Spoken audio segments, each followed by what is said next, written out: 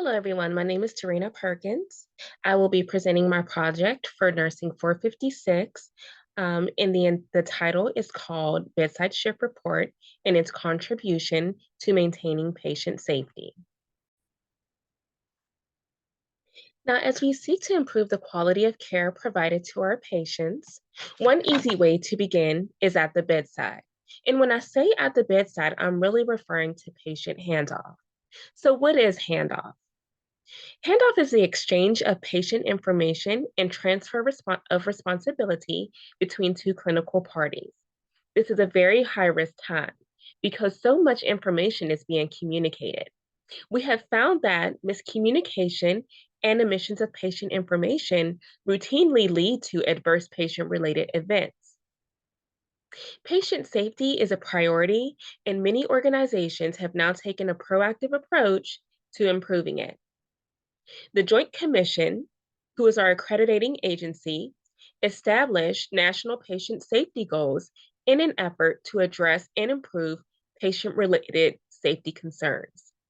In 2006, the Joint Commission established safety goals which addressed effective communications between providers. They saw a need, and here we are today, continuing to improve on that. Furthermore, as we move towards the goal of providing patient-centered care, this means that we want to keep the patient and the family members engaged as much as possible in their own care.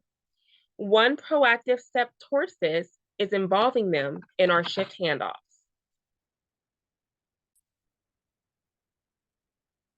Now, I noted several objectives for this project, and those included increasing patient safety, improving continuity of care, enhancing interpersonal relationships, communication, and collaboration between team members, a more focused on patient-centered care, and minimizing the risk for adverse patient events.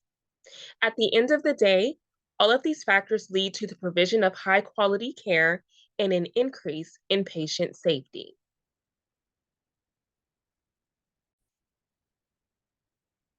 Now, in order to develop a standardized process, we had to first examine our current practices. Once I figured out where the breakdown was, I was able to figure out a solution. My number one goal was to ensure that we were consistent in communicating essential patient information. Because what we found is that those communication breakdowns lead to roughly 70% of a preventable adverse patient related events. In addition to developing the report, we developed a script. And just to note, they didn't have to follow the script word by word. What we really wanted was the nurses just to go to the bedside, have the off-going nurse introduce the oncoming nurse, and just maybe give some type of accolade. The purpose here was to really help the patient to begin to establish confidence and trust in the oncoming nurse. Now, after giving verbal report, the nurses could give the patients and the family members an opportunity to ask questions. Following this, they would complete a visual safety inspection of the patient, the environment, and then update the whiteboard. Now, I will say that it is super essential to utilize the safety checklist that's on the handoff tool, just to make sure that all potential hazards are addressed. Overall, the nurses reported increased satisfaction with the new process. I really hope that the handoff tool would decrease the time it took to give report, but there was no significant difference. Many nurses did report that the handoff helped their reports to flow seamlessly. And in many instances, they didn't feel the need to ask any additional questions once report was wrapped up.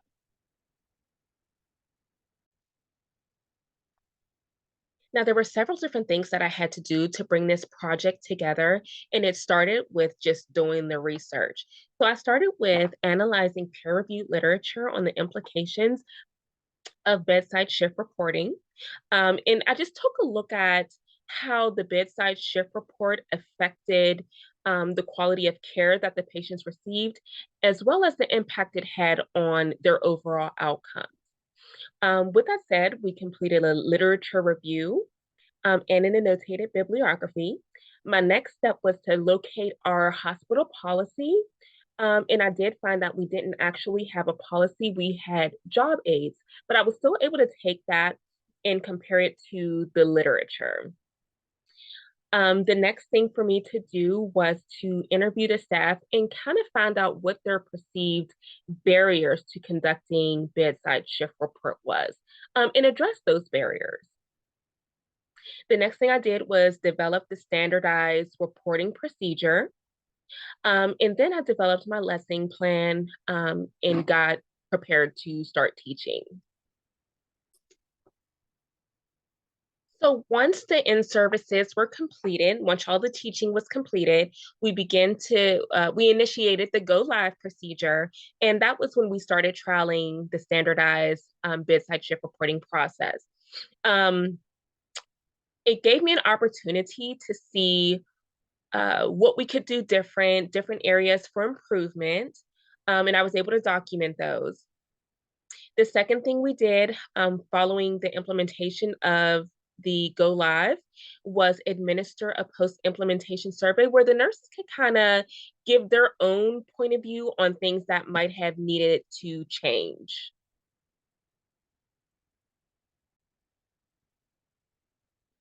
There were several outcomes that we hope to achieve with this project. One, we wanted to engage the patients, really have them take ownership of their own care. We wanted to make sure that the nurses were satisfied with the new reporting process. Of course, we wanted to make sure that all patient information that was being communicated was clear and concise and consistent. Um, we wanted to make sure that follow-up nursing care was being provided as needed, as ordered. We wanted to ensure that there were no reports of medication errors, and that would include critical drips being wide-sided when they're not supposed to, which could lead to adverse patient reactions. We wanted to make sure there were no falls, and other patient safety-related events. So one of my ways to measure this is, so at our hospital, we have a reporting system for near misses or actual events. It's called a STARS. And what'll happen is when that report is filled out, it's sent to the hospital management. It details the actual incident or the missed opportunity, which could potentially cause the patient harm. And in both instances, the problems are discussed and the plan is enacted to help prevent the same issue from occurring in the future. And during the implementation phase of this, we had no STARS reports filed. So just to recap, we developed a standardized bedside shift reporting process specific to the intensive care unit. The handoff utilizes a combination of the SBAR and IPASS approaches to ensure that patient information is communicated. You may not have heard of IPASS before. This stands for illness severity, patient information, situational awareness, contingency and plans, and synthesis by receiver. And I think where it differs from the SBAR is the contingency plan and the synthesis by receiver. So with the contingency plan, you're going to make sure if this patient, for example, if this patient's blood pressure is elevated and you give metoprolol, this is what we want to have happen. We want the blood pressure to lower. If the blood pressure does not lower for any reason, we need to contact the doctor. So we're making a contingency plan to make sure that there's follow through. And then the synthesis by receiver is just really making sure that the person that you're communicating this information to understands it. So it's important to note that the IPASS method is actually considered the gold standard for handoffs. So we will be able to improve on the quality of care provided to the patients by minimizing and preventing adverse patient-related events. So learning is an ongoing process. Being in school and completing this project, it really shows that we can continue to make significant contributions at any given time of our lives and our careers. As time changes and we continue to grow and evolve, the standards of nursing care will change as well.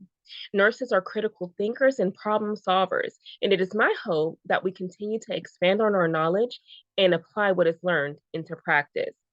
Lastly, we will continue to use research as a way to develop evidence based nursing care and improve outcomes of our patients.